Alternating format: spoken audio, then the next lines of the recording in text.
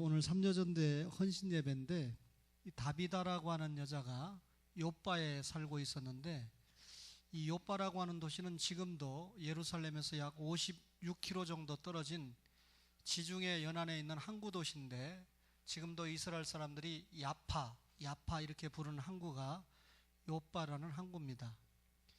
그런데 여기에 다비다라고 하는 여제자가 살고 있었는데 잘 아시는 것처럼 30년에 예수님께서 십자가 지시고 부활하셨거든요. 그리고 34년에서 37년 사이에 이 다비다라고 하는 여자가 주님을 영접하고 주님의 사람이 되었다, 그렇게 추측을 합니다.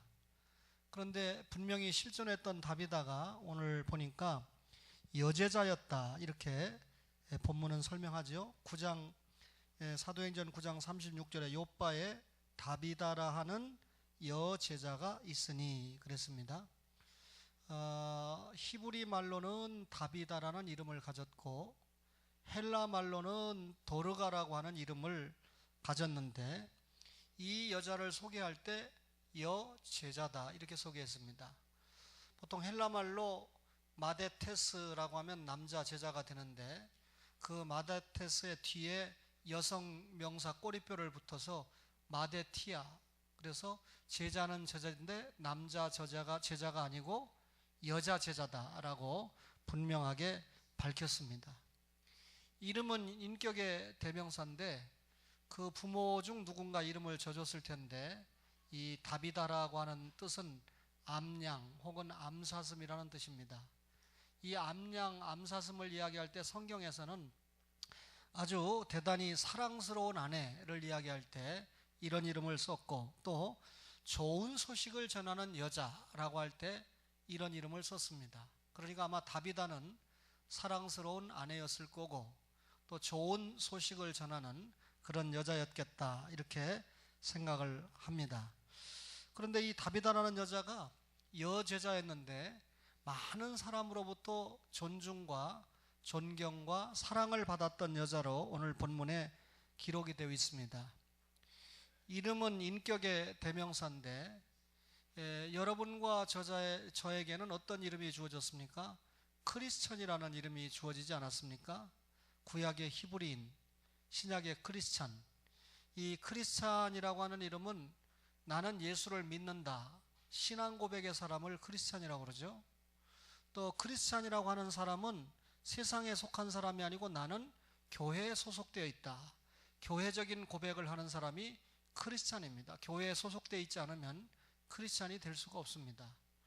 또 크리스찬이라고 하는 사람은 나는 주님께만 충성한다, 그리스도께만 충성한다, 그래서 그리스도인입니다. 말하자면 사명적인 존재다, 그 말이죠. 그래서 우리가 나는 크리스찬이라고 말할 때 단순히 구원받은 정도로 자기 아버지가 교회 다니니까 나도 교회 다닌다, 이런 정도로 얘기할 것 같으면 크리스찬이라고 이야기하기 민망합니다. 교회 생활을 착실히 할 뿐만 아니라 하나님께서 원하시는 사명을 감당하는 신자가 크리스찬이다, 그 말이죠. 근데 오늘 이 여제자 다비드는 과부들을 위해서 손수 옷을 지어서 저들에게 나누어 입히고 구제를 하는 그런 삶을 살았는데 남편에 대해서 전혀 언급이 없는 것을 보면 이 여자도 과부였겠다, 자신도 과부였는데 다른 과부들을 챙기는 그런 삶을 살았다, 그 말이죠. 사실 이 초대 예루살렘 교회가 집사를 세웠던 이유는 과부들 때문에 세웠습니다. 헬라파 과부들과 히브리파 과부들이 구제에 자기가 빠졌다는 이유를 들어서 불평하니까, 헬라파 과부들이 불평하니까, 그래서 사도들이 이 문제를 해결하기 위해서 집사님을 세우지 않았습니까? 이 당시에는 남성 중심의 사회였습니다. 이런 남성 중심의 사회에서 다비다가 여제자다라고 하는 직함을 받은 거 보면 대단히 주님 앞에 충성하고 인정받았던 그런 제자였음에 틀림이 없습니다. 조금 전에 마데티아를 설명을 했는데 이 제자라고 부를 때는 적어도 세 가지를 만족시켜야 됩니다. 첫 번째가 제자라고 말할 때 아콜루데인이라고 하는 말을 쓰는데, 이 아콜루데인이라는 말은 따르는 단계의 제자를 말합니다. 그러니까 예수님께서 제자들을 부르니까 모든 것을 버려두고 따르니라, 쫓으니라. 누가복음 5장 28절에 그때 모든 것을 버려두고 따르니라, 예수님을 따라가는 것을 제자라고 했습니다. 그러니까 이 세상을 따라가거나 세상 사람을 따라가는 게 아니라 예수님을 따라가는 사람이 제자라는 거죠. 그러면 다비다는 예수님을 따라갔다는 말이죠. 두 번째 제자는 마데테스인데, 마태복음 10장 1절에 보면 12 제자를 부르사 그랬는데 그때 제자가 마데테스입니다. 이때 마데테스는 따르는 단계가 아니고 배우는 단계를 말합니다. 예컨대 제가 외국어 대학에서 가르칠 때 나는 선생이고 저에게 배우는 아이들은 제자다 할 때 그 제자는 배우는 단계의 제자를 이야기하지 가르치는 단계가 아니죠. 따라서 예수님을 따라가서 예수님의 말씀을 배우고 예수님의 인격을 배우는 게 제자인데, 오늘 다비다의 경우는 예수님이 돌아가신 후에, 부활 승천한 후에 제자로 소개가 되는 것을 보면 예수님의 제자들을 통해서 말씀을 배우고 복음을 전파받고 그리고 자신이 받은 구속의 은혜 감사해서 구제와 선행으로 은혜를 갚는 그런 제자였다라고 하는 것이 분명합니다. 또 이 제자라고 하는 마지막 단계는 아콜루데인과 마데테스를 이야기했죠. 마데튜오라고 하는 제자가 있는데, 이 마데튜오라고 하는 제자는 가르치는 단계의 제자로 설명을 드릴 수가 있습니다. 여러분, 이 디모데 전후서에 보면 바른 교훈을 가르치고 다른 교훈을 가르치지 말며, 디모데전서 1장 3절에 보면 그런 말씀이 나오는데, 이 가르친다, 바른 교훈을 가르친다, 하나님의 말씀을 바로 가르친다, 이게 제자거든요. 그러면 제자의 가장 멋진 단계가 뭡니까? 따라가는 단계를 지나서 배우는 단계를 지나서 그 주님의 말씀을 가르치는 단계의 제자가 될 때 이 제자가 멋지지 않습니까? 그런데 오늘 이 여제자 다비다를 그냥 그냥 이 주님의 일꾼이나 집사 정도가 아니라 여제자다라고 하는 이 마데티아라고 하는 이 말씀을 적어놓은 걸 보면 적어도 따라가는 단계를 지나서 배우는 단계를 넘어서 가르치는 단계의 역할을 감당하고 있는 딸이 다비다다라고 하는 것을 우리가 알 수 있습니다. 여러분, 세상에서의 명예가 얼마나 물거품과 같습니까? 그죠? 최근에 보도를 많이 타는 성씨, 참 우리 김명자 B 권사님의 고향이 서산인데, 서산에도 그렇게 멋있는 사람이 있었구나.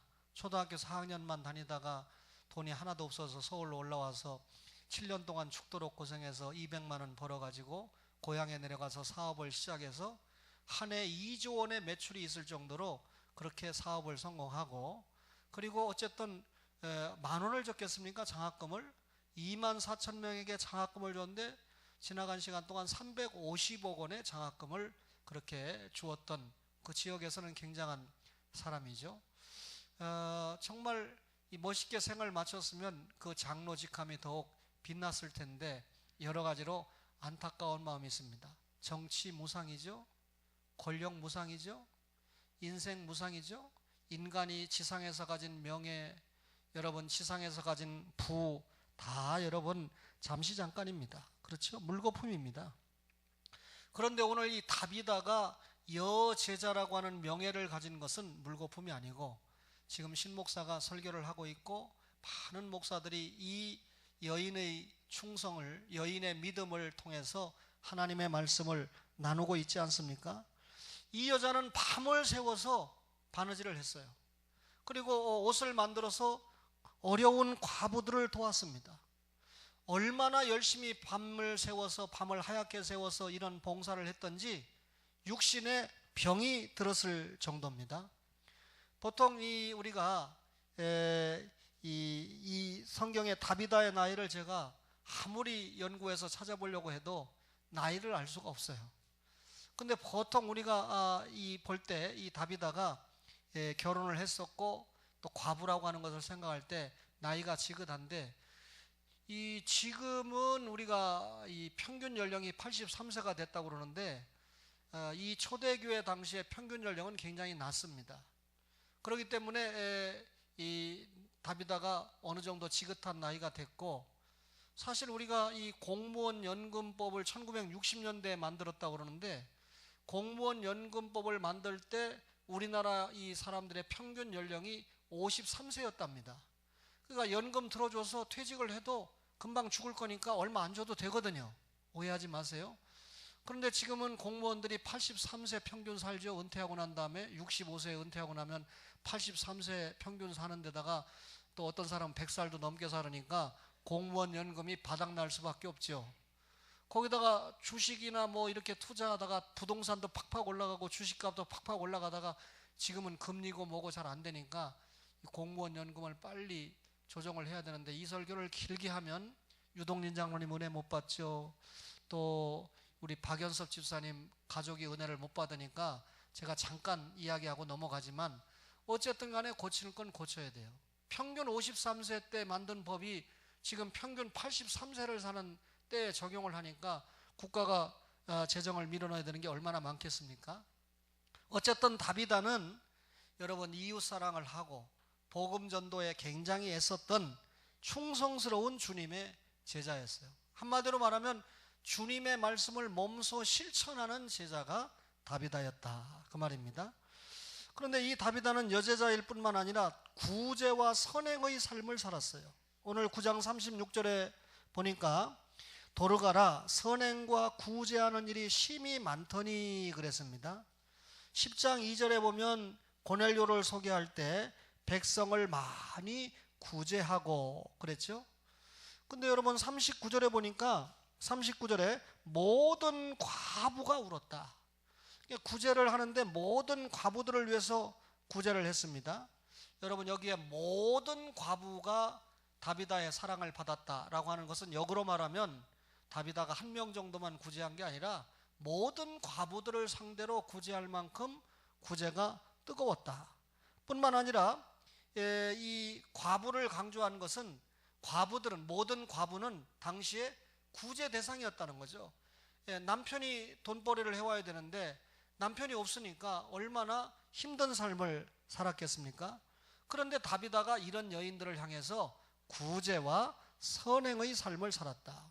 이 구제와 선행은 주님의 명령이지 않습니까? 금요일날 잠깐 말씀을 전했던 요한복음 15장에 보면, 요한복음 15장에 보면 예수님께서 고별 설교를 하시잖아요. 다락방 설교를 하는데 15장 2절에 물은 내게 붙어 있어 열매를 맺지 아니하는 가지는 아버지께서 그것을 제거해 버리시고, 물은 열매를 맺는 가지는 더 열매를 맺게 하려 하여 그것을 깨끗하게 한다. 예수님을 따라오면 한 자리 할 줄 알았는데 지금 예수님은 다음날 십자가에 죽는 거예요.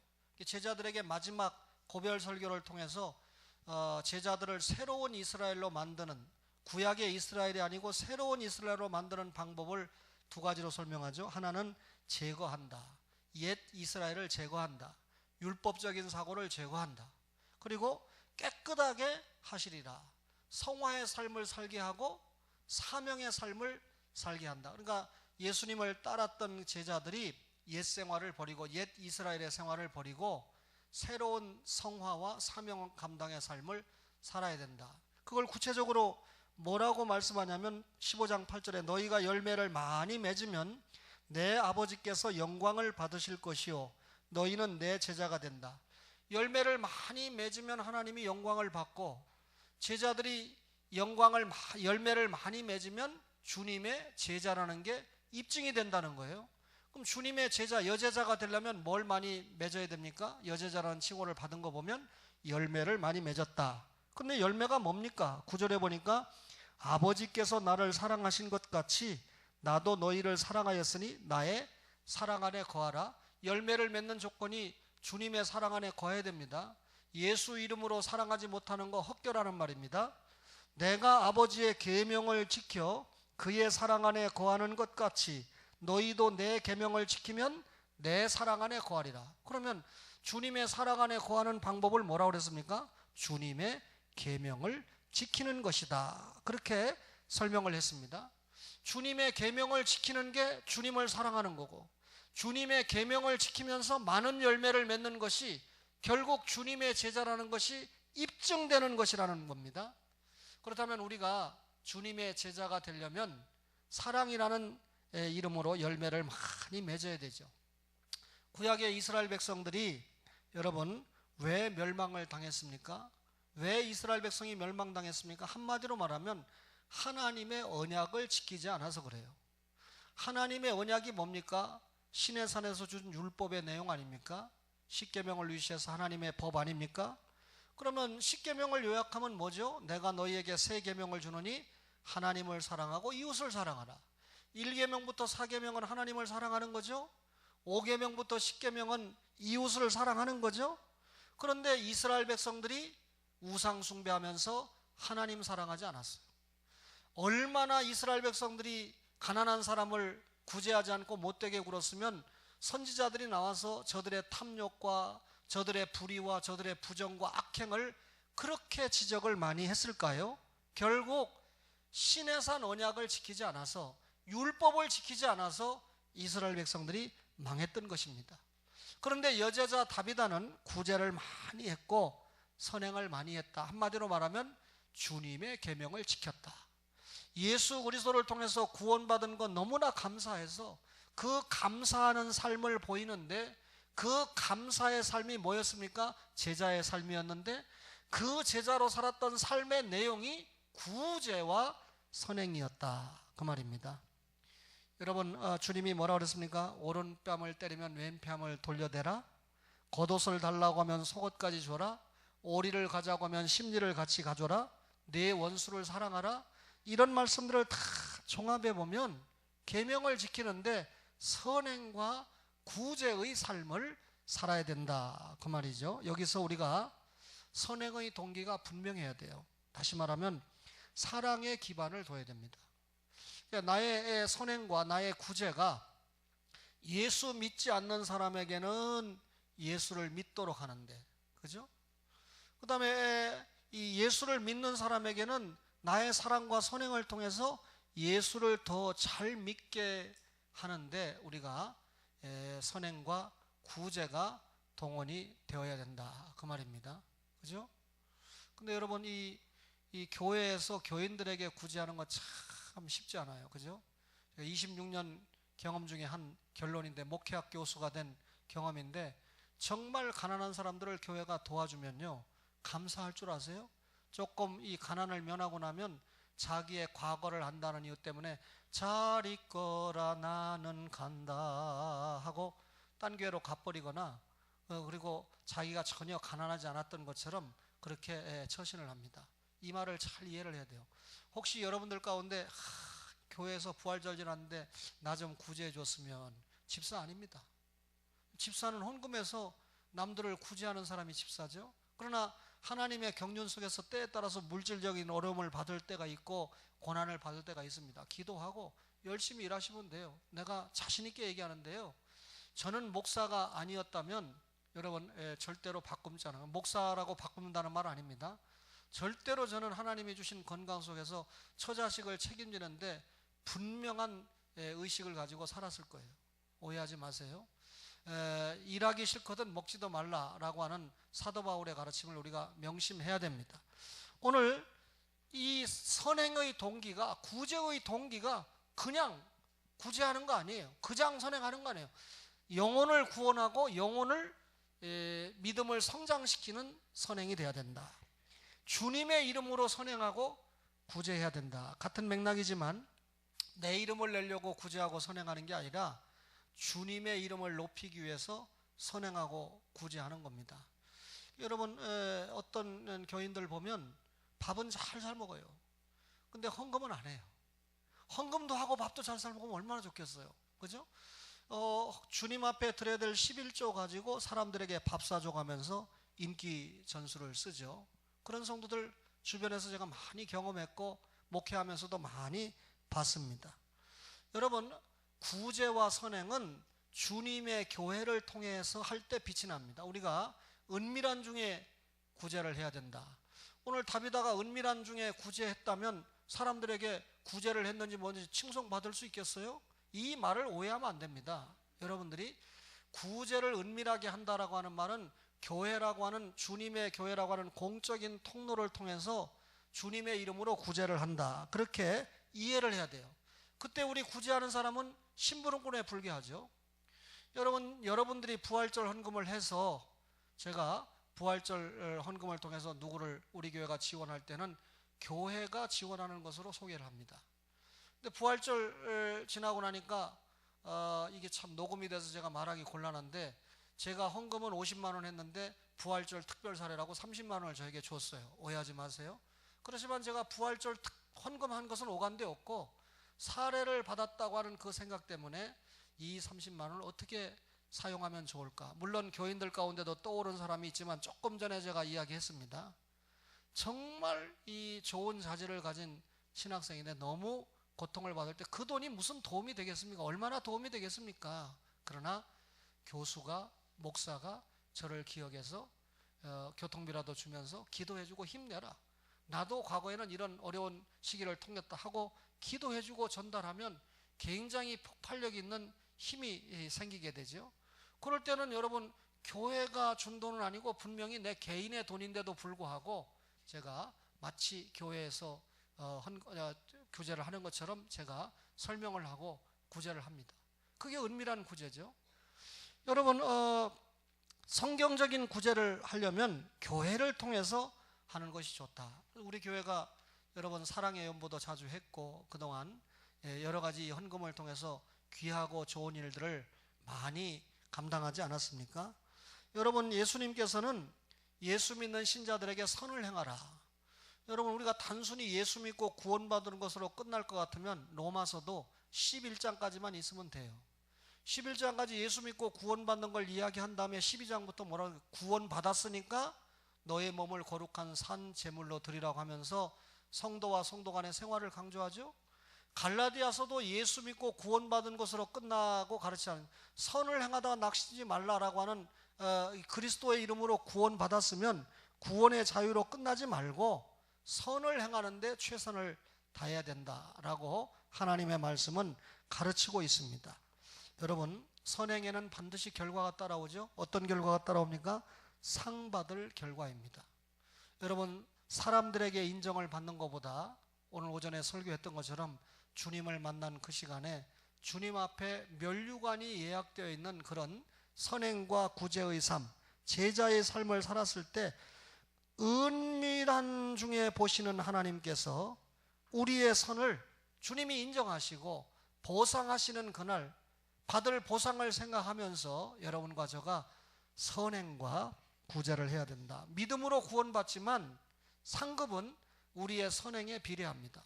구원받은 신자가 얼마나 주님의 이름으로 사랑의 수고를 많이 했느냐에 따라서 하나님의 축복의 상급이 비례한다, 그 말이죠. 다비다는 선행과 구제의 삶을 살았습니다. 마지막으로요, 다비다는 죽었다가 다시 살아나는 삶을 살았습니다. 사도행전 9장 37절에 보니까 그때 병들어 죽음에 시체를 씻어 다락에 누이니라 그랬습니다. 사랑을 많이 받았던 구제의 사람 다비다가 죽었어요. 그때 약 18km 떨어진 루따에 베드로가 있었는데 베드로를 두 사람의 제자를 보내서 청에 오게 하죠. 여러분, 그 당시에 베드로가 사람을 살린다라고 하는 소문이 자자했죠. 사도행전 3장에 오면 안진뱅이도 예수의 이름으로 고쳤다고 하고, 그 앞에 보면 또 애니야도 고치지 않았습니까? 이런 소문이 돌으니까 정말 아까운 사람이 죽었는데 주님의 제자 베드로가 와서 이 딸을 살려줬으면 너무나 좋겠다 하는 것이 사람들의 간절한 바람입니다. 그렇죠? 어떤 사람이 죽었을 때 참 아까운 사람이 죽었다, 정말 저 사람이 더 오래 살았더라면 얼마나 좋았을까, 지금 당장이라도 이 사람이 살아나면 너무나 좋겠다 할 때 그 사람의 삶은 지상에서도 나름대로 의미 있고 가치 있는 삶을 산 것이겠죠. 에이, 역시 그 사람은 잘 죽었어. 아주 벌 받은 거야. 저런 사람이 살면 되겠어?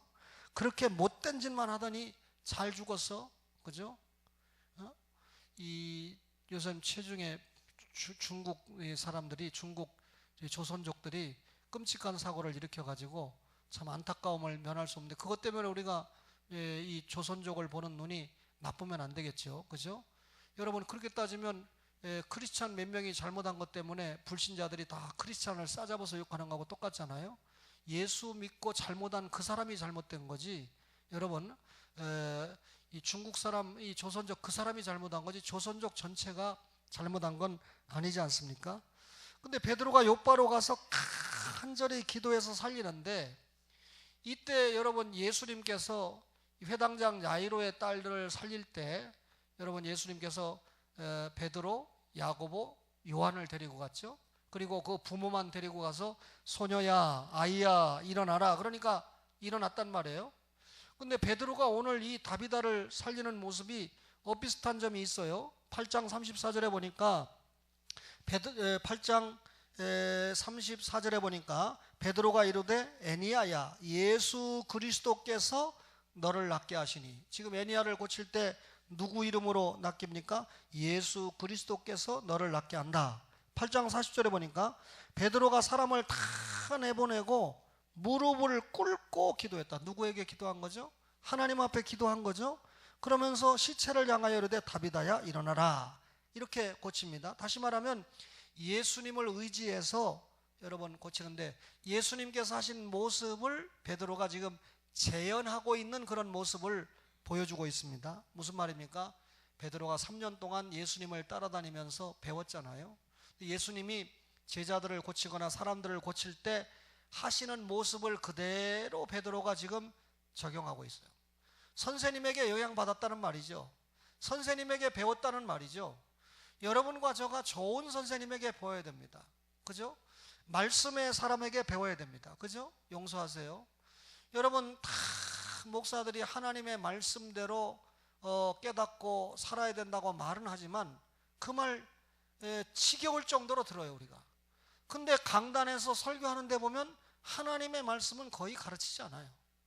어떤 본문을 봐도 예배 잘 드립시다, 기도 잘합시다, 헌신 잘합시다, 충성 잘합시다, 그러다 조금 저기 헌금 잘합시다, 그 얘기밖에 안 하죠. 본문의 말씀을 봤을 때 그 본문이 무엇을 의미하며 무엇 때문에 하나님이 기록했는가를 파헤쳐서 피나는 전투를 해서 가르치라고 세운 것이 목사 아니겠어요?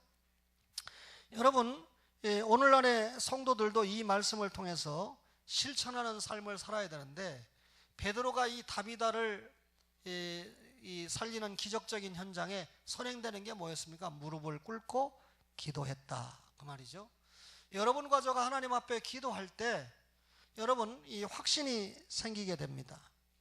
기도하는 사람은 하나님의 말씀을 자신의 삶에 적용시키는 그런 삶을 살게 됩니다.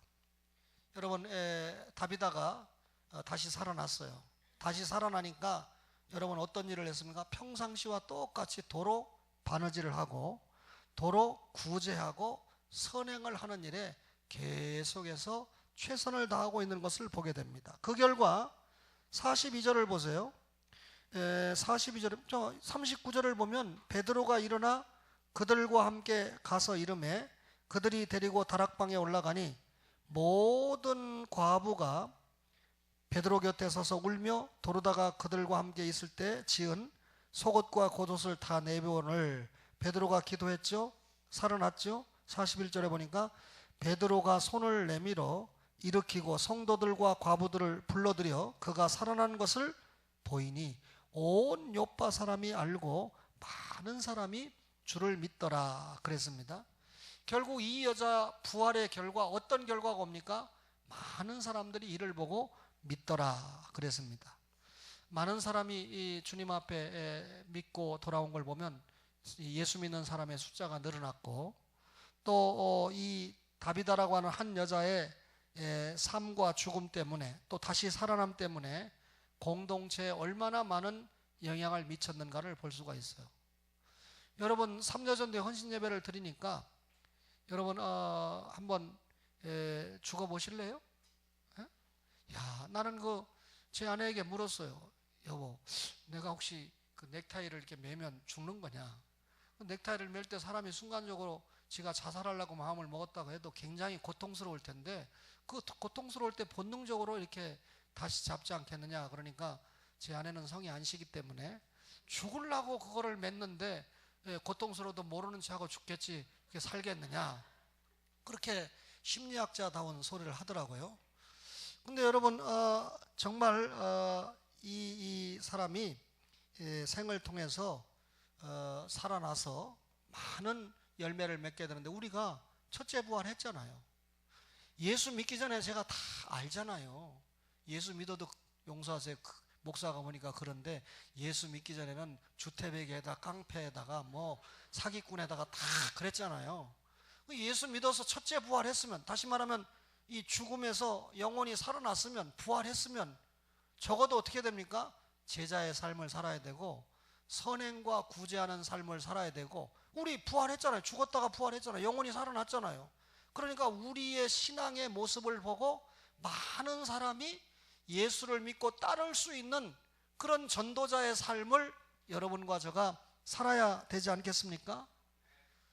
여러분, 우리나라에 미국 북장로교에서 제일 먼저 선교사를 보냈는데 1884년에 알렌 선교사예요.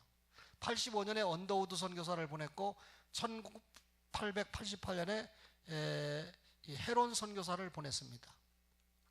두 번째로 우리나라에 선교사를 파송한 선교부가 캐나다 선교부인데 1888년에 아주 조선말을 굉장히 잘하는 게일이라는 선교사를 보냈어요. 캐나다가 두 번째로 선교사를 보내서 1941년에 일본 사람들에 의해서 선교사가 다 쫓겨날 때까지 41명의 선교사를 보냈던 나라가 캐나다입니다. 우리가 캐나다가 어렵다면 좀 기도하고 도와줘야 돼요.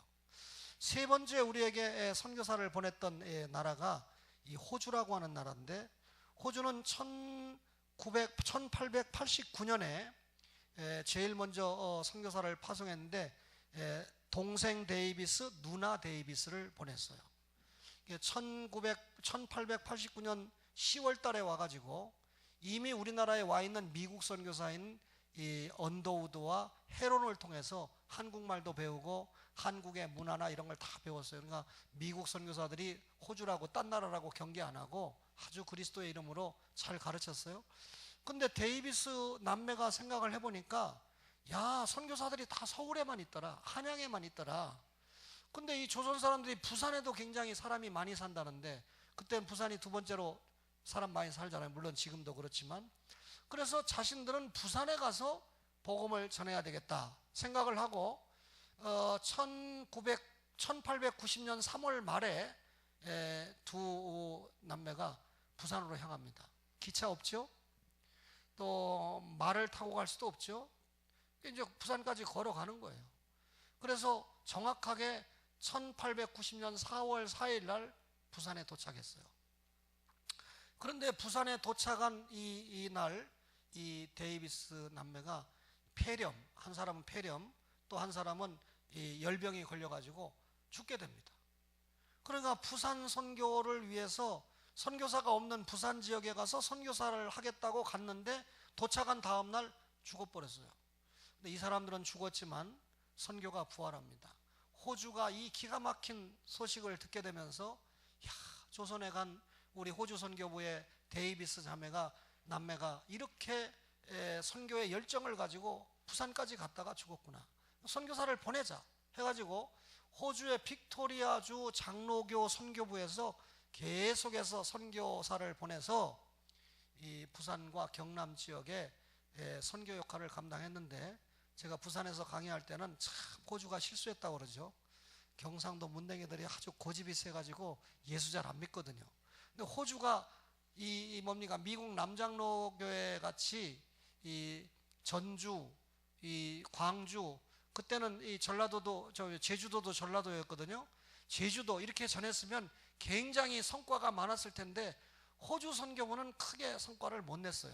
무슨 말인지 알죠? 제가 생각할 때 이 경상도 사람들이 좀 완고하고 고집쟁이고, 그래서 좀 예수를 믿지 않지 않았나. 그러면서 제가 경상도 가서 강의할 때는 회개해 하고 그럽니다. 그렇다고 지금 또 호남에 고향을 둔 사람들이 괜히 기분 좋아할 거 없어요. 호주 선교부에서 세 번째 선교를 했는데 이 데이비스 얼마나 기가 막힙니까? 그리고 네 번째로 선교사를 파송한 곳이 내내 미국인데 미국 남장로교입니다.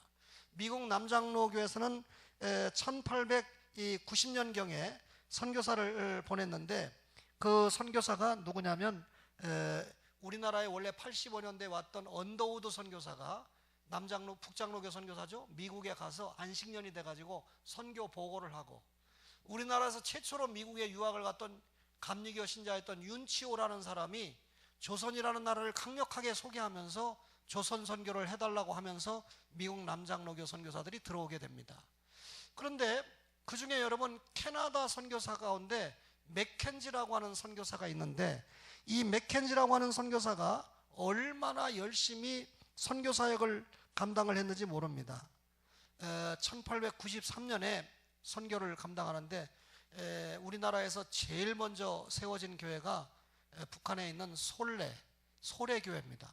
어떤 분들은 소래교회 그러니까 우리 여기 소래인 줄 알고, 목사님 그 소래교회가 어디 있습니까? 어떻게 목사 됐는지 제가 참 자질이 의심스러워요. 여러분 북한에 있는 솔레거든요. 그런데 이 솔레 지역에 동학군대는 여러분 우리나라 민족 종교를 자처하는 사람들 아닙니까? 그때 그냥 녹두장군을 중심으로 해서 팍 쓸어버리는 그때 맥켄지 선교사가 있는 지역에는 동학군이 출입을 못하도록 명령을 했어요. 그러니까 맥켄지 선교사가 외국 사람인데 와서 얼마나 이 지역에서 사랑을 많이 베풀었는지, 맥켄지 선교사가 있는 곳은 절대로 공격하면 안 된다. 이게 동학군대의 명령이었습니다. 그러니까 사람을 다 죽이고 관군을 공격하고 하던 동학군대가 여기는 맥켄지 선교사가 있으니까 공격하면 안 된다라고 말할 만큼 선교를 했는데 이분이 오래 살지를 못했어요. 자기가 병이 들어가지고 캐나다에 편지를 씁니다.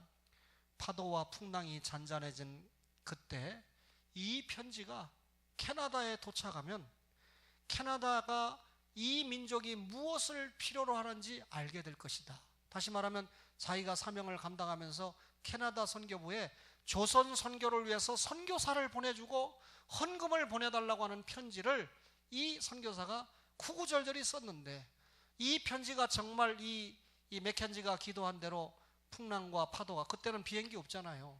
편지가 배 타고 가는데 풍랑과 파도가 잔잔해져서 그 편지가 캐나다 선교부에 도착했을 때 캐나다 선교부가 이를 깨닫고 조선에 선교사들을 많이 보내줘서 아까 말한 대로 1941년까지 그 시대 41명의 선교사를 보내줄 만큼 굉장한 열정. 그 선교사가 올 때 물질 따라오죠. 그 선교사들이 교육받고 오죠. 그래서 우리나라가 이렇게 복음을 받는데 귀한 역할을 감당을 했습니다. 여러분 오늘 삼려전도에 헌신 예배를 드리는 우리 권사님들, 집사님들, 회원을 보니까 아무도 제자가 아닌 사람이 없어요. 그죠? 보니까 제자의 삶을 감당하고 있습니다. 여제자입니다. 선행과 구제의 삶을 살고 있다고 그랬죠.